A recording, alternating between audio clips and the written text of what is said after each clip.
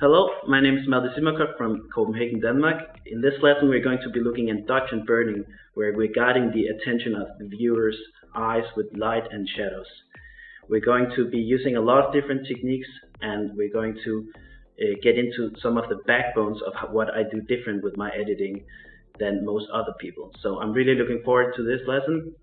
Let's get into it. So in this lesson we're going to be talking about dodge and burning, and what that means is simply putting light onto something and removing light from something, which is basically doing makeup on a picture. We are highlighting areas and we're darkening shadowy areas.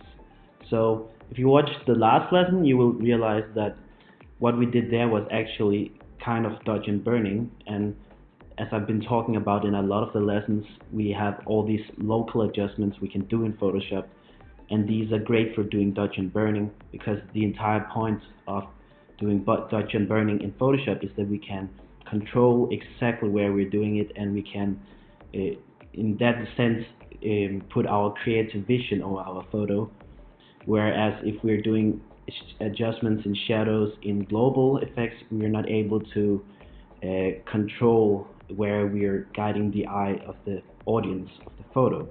So here we're going to start by creating a new layer, and we're going to have our brush selected. I'm going to take the flow down to 20, and I'm going to have the channel mode, layer mode of the layer to soft light. So what we're doing now, if we have the color black selected out here, I'm going to show you what's going on now when we're brushing it over. We're darkening the area we're brushing on. That's because we're doing a soft light effect with the black color we had selected.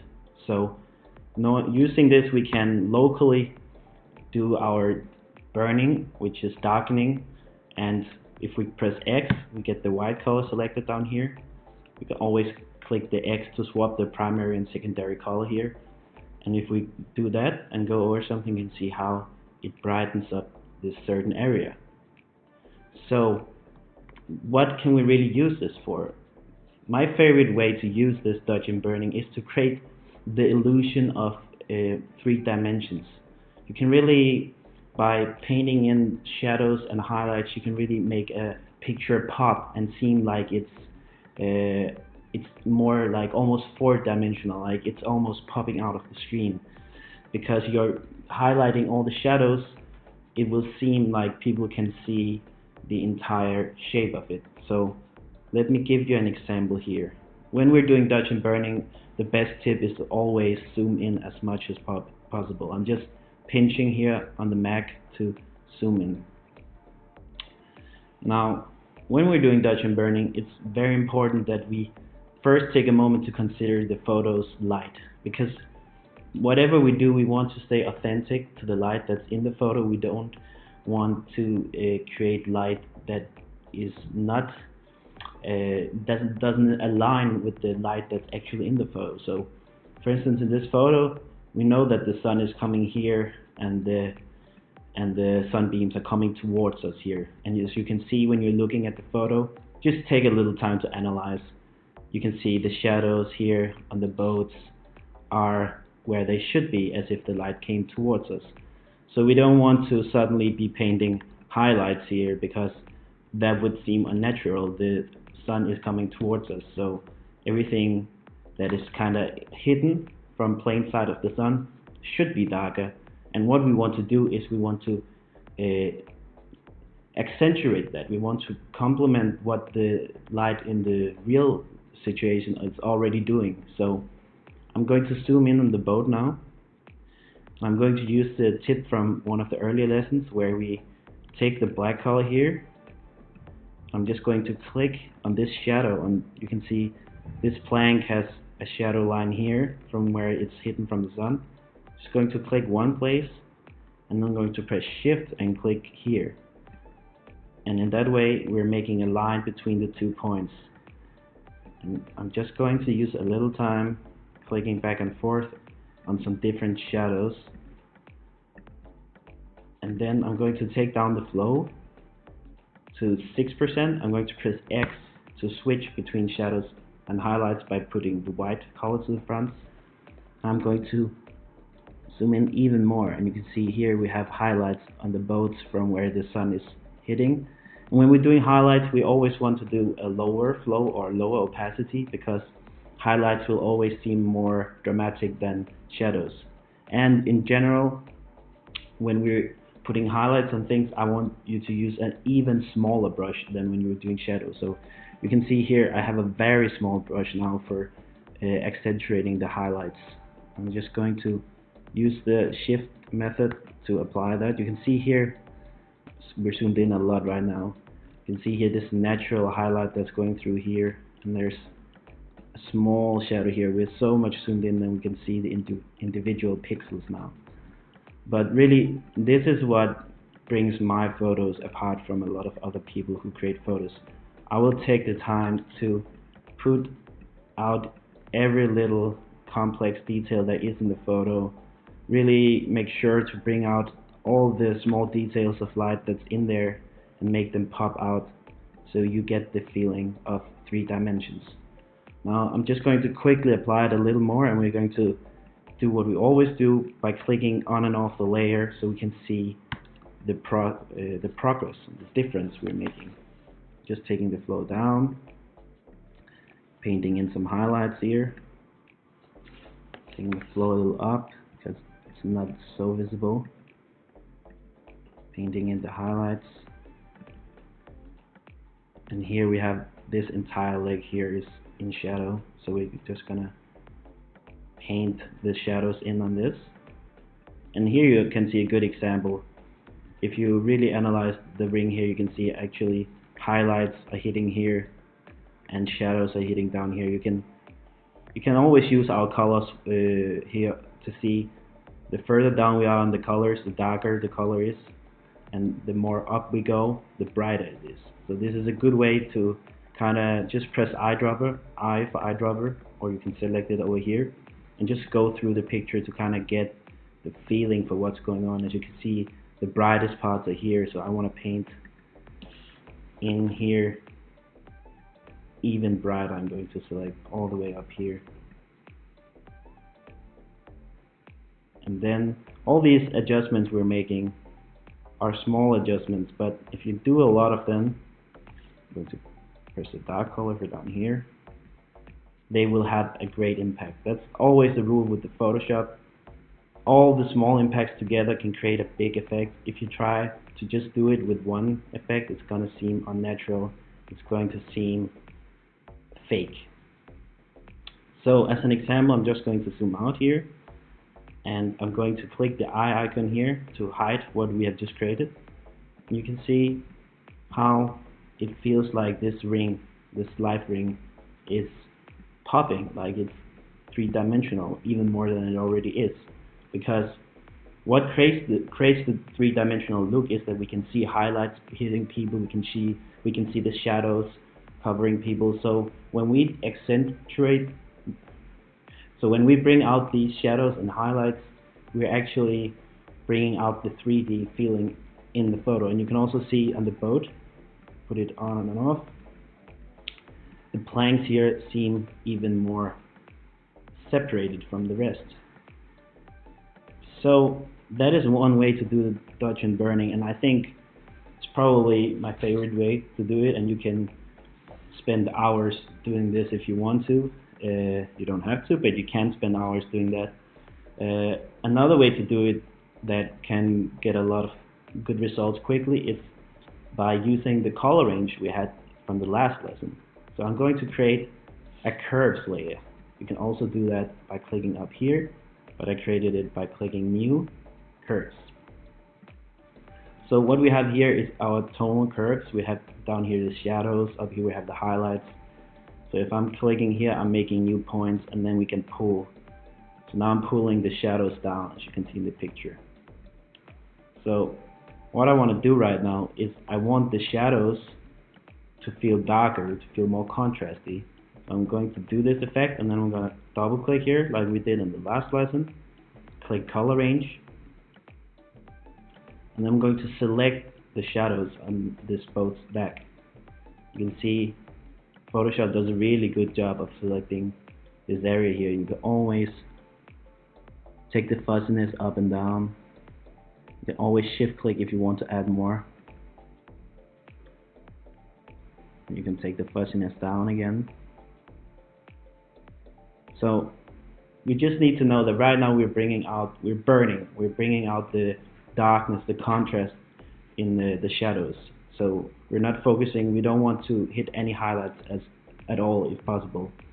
And one way we can make sure we're not doing that is another technique we learned in the last lesson, where we're going to blending options, and we're taking this blend if underlying layer, and then we're saying we're not allowing this layer to blend if the underlying layer is bright, because we only want it to blend if it's dark, because we only want to paint in the dark areas, because we want to highlight the actual light of the photo. I'm going to press Alt here to bring these arrows apart, because in that way we're making a natural fade transition in the area. It's allowed to blend in. I'm going to press OK, or we can click the preview on and off here. It's a good way to see the difference in this way.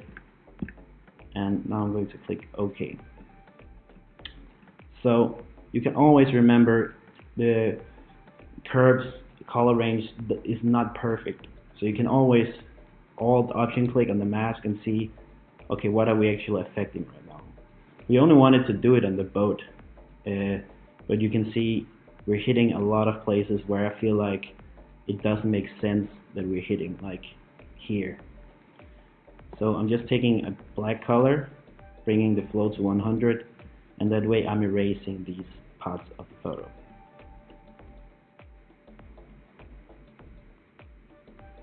And I'm just going to Option Alt click again to bring back the picture.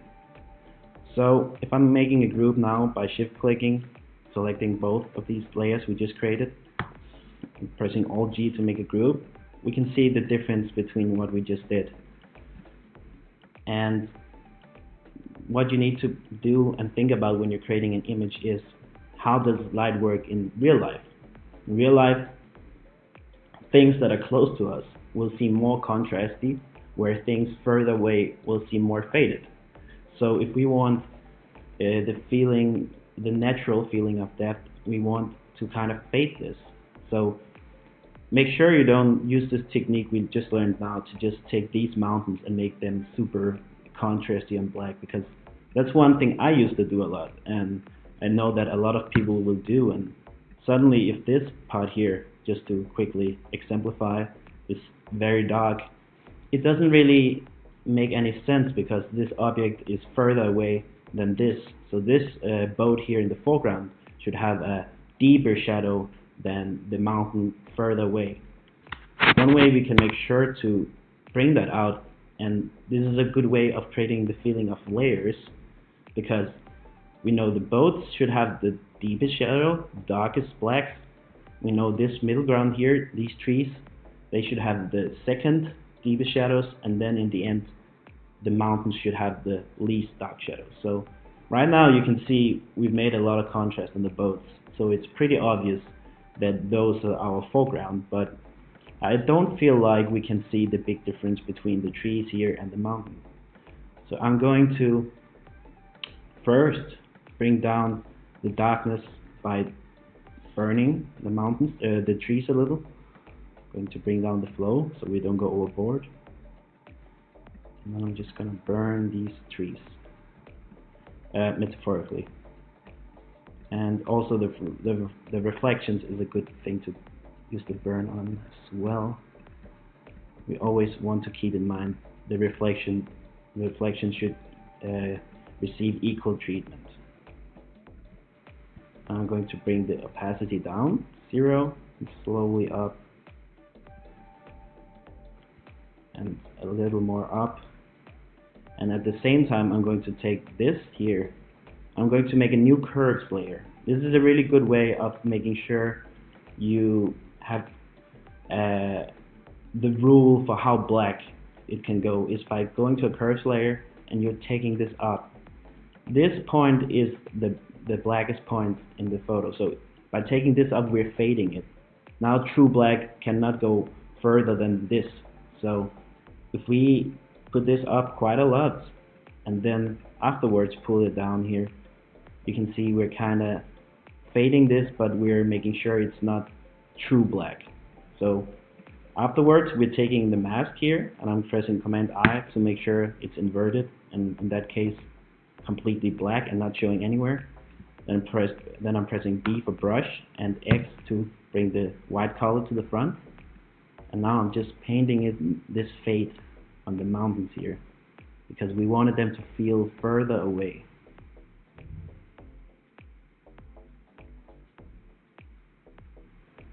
And you can see now when you look that you kind of have the feeling that these trees are closer than the mountains, where before it was a little more neutral.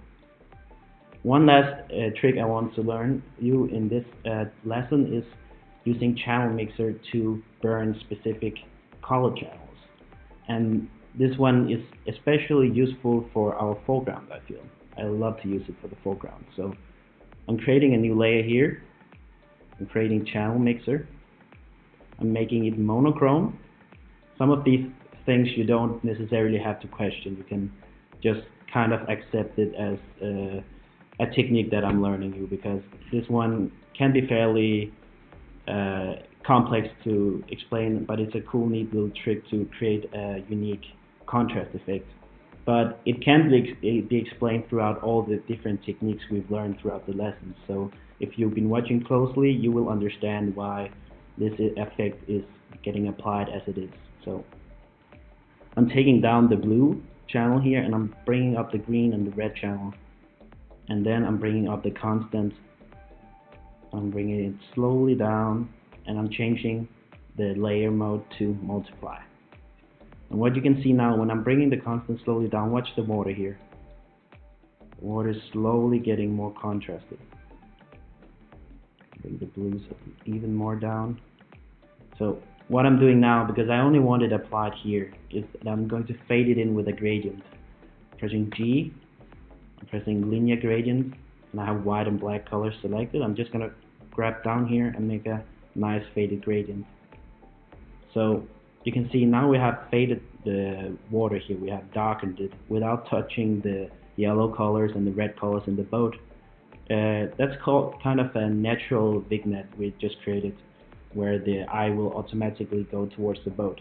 I'm going to show you by clicking this effect off and on how it really boosts the mood of the overall picture without being too destructive.